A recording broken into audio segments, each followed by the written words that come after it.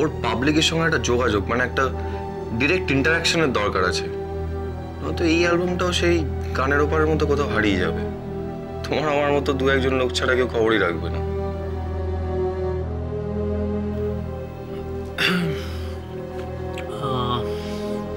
দেখো, তোমাদের কথাটা আমি বুঝতে পারছি, কিন্তু আমার মনে হয় তোমরা আমার উপর কোনো রকম ভরসা করো না।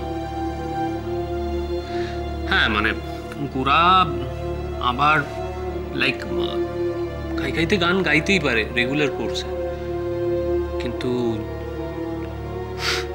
ব্যাপারটা হচ্ছে যে কোনো দিন তো ওই তোমাদের প্রোগ্রামটার মতো খাইয়েরও এক্সপায়ারি ডেট চলে আসতে পারে।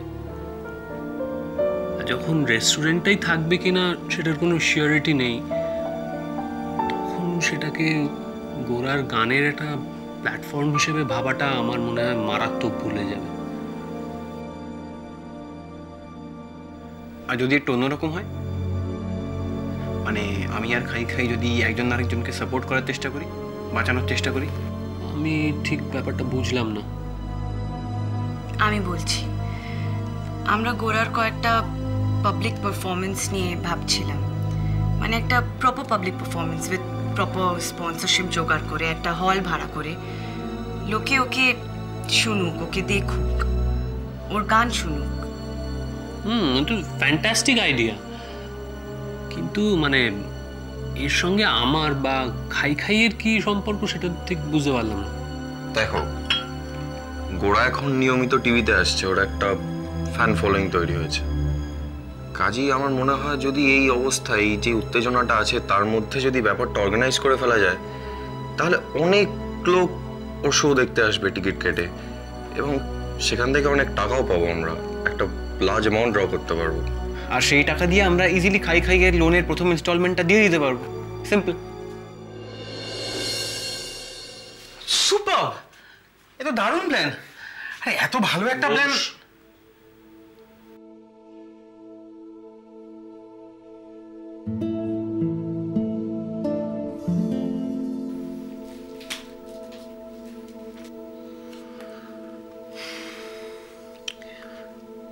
দেখো, আমার মনে হয় ওরা তো এই সবে গাইতে আরম্ভ করেছে, মানে ওর ক্যারিয়ার এখনো ঠিকঠাকভাবে দাঁড়ায়নি।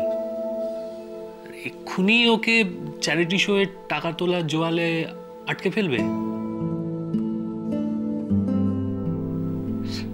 জোয়াল চাপানোর কি আছে? আমি তো শুধু ফুর্তিতে গান গাইবো, আমার কি? তুমি বুঝতে পারছো না, একবার যদি ব্যাপারটা জানাজানি হয় তাহলে তোমার উপর সাংঘাতিক প্রেশার আসতে আরম্ভ করবে। আরে যারা এই তোমাদের টিভি প্রোগ্রামটা বন্ধ করে দিতে চাইছেন, তারাই কিন্তু চাইছেন না যে খাইটা চলুক। এমনিতেই তোমাকে নিয়ে তারা ভীষণ অসন্তুষ্ট। এরপর তুমি যদি খাই বাঁচাও আন্দোলন শুরু করো, তাহলে কিন্তু ওনারা তোমাকে চূড়ান্ত হেনস্থা করবে, আর তার সঙ্গে সঙ্গে তোমার ক্যারিয়ারটাও সিল্ড হয়ে যাবে। শোনো, অনেক তো দেখলাম, ফিউচারে না হয় আর একটু দেখবো। তাছাড়া খাইতেই তো আমার নতুন করে জন্ম হয়েছিল। গোরা যদি কখনো স্টার হয় তাহলে তার শেকড় থাকবে এখানেই। তুমি প্রথম ডাস্টবিন থেকে প্রায় কুড়িয়ে এনে আমার সিডিটা এখানে বাজিয়েছিলে, যেটা শুনে দিদিমণি আমাকে খুঁজে বার করেছিলেন। তুমি প্রথম পাবলিককে আমার গান শোনানোর জন্য একটা ভদ্র প্ল্যাটফর্ম দিয়েছিলে। প্রথম কলকাতা শহরের দেওয়ালে দেওয়ালে আমার পোস্টার সাঁটিয়েছিলে তুমি। আর তোমার বিপদের সময় আমি তোমার পাশে থাকবো না? খাইকে এবারে উঠিয়ে দেবে, গোড়ার শেকড়কে উপড়ে ফেলবে, আর আমি চুপ করে বসে দেখবো?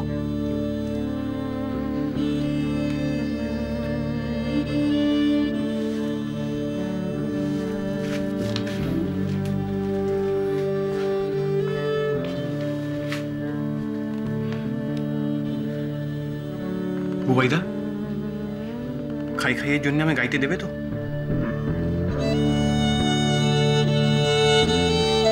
প্লিজ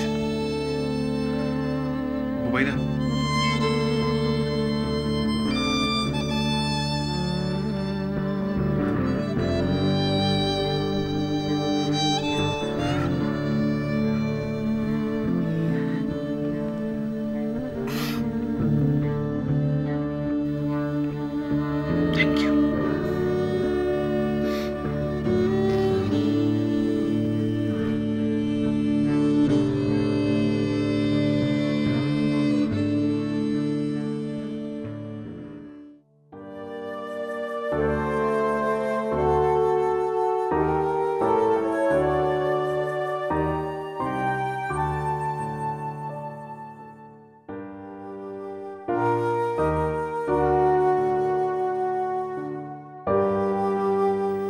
রবীন্দ্রনাথের গানকে নিয়ে পাহারাদারি করার কোনো দরকার নেই।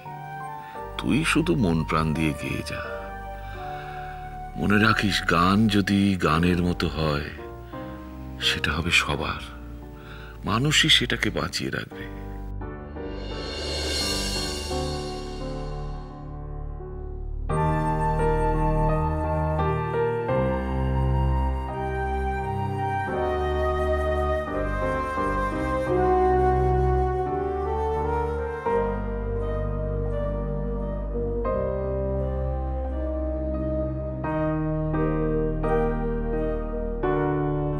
রোজ রোজ লক্ষ লক্ষ লোকের সামনে এক একটা করে রবীন্দ্রসঙ্গীতকে খুন করছেন, আর তার সঙ্গে সস্তা সুর আর কথা মিলিয়ে পুরো জিনিসটাকে নোংরা করে ফেলছেন। আর এই দেখুন, আপনি যেগুলোকে খুন করা, নোংরা করা এসব বলছেন, সেগুলোকে আসলে ফিউশন বলে।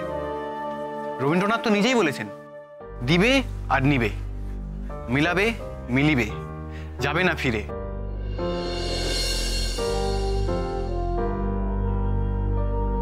কিছু বেসুরো বেতালা গানের লাইন আউড়ে দিলে, কিছু অশিক্ষিত লোকজনের বাহবা কুড়িয়ে নিলেই আমি শিল্পী বলে নিজের ঢাক পেটালে কেউ শিল্পী হয়ে উঠতে পারে না। এটা তুই ঠিক করিসনি। মানুষকে অপমান করার মধ্যে কোনো গর্ব নেই, বরং লজ্জা আছে।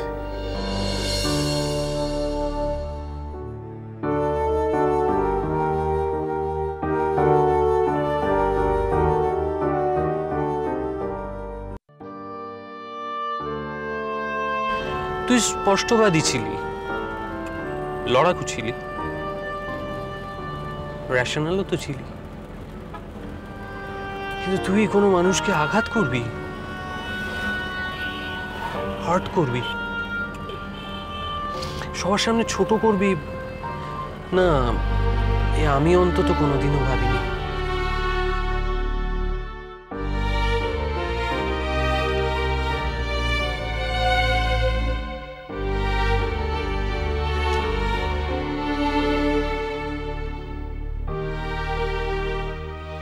আপনি বুঝি শরবত পছন্দ করেন না? করি, ভীষণ পছন্দ। যারা রাস্তা থেকে উঠে এসেছে তাদের হাত থেকে সাধারণত কিছু খাওয়া অ্যাভয়েড করি।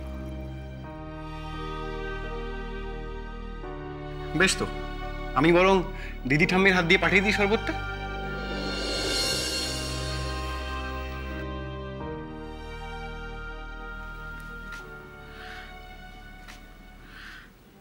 পুপে, আমাকে তো ঠাকুরদার ঘরে নিয়ে যাবি? ঠাকুরদাকে দেখতে চাইছিস? যা না। না না, শুধু দেখতে চাইছি না, কথাও বলতে চাইছি। কথা বলবি? গানিরো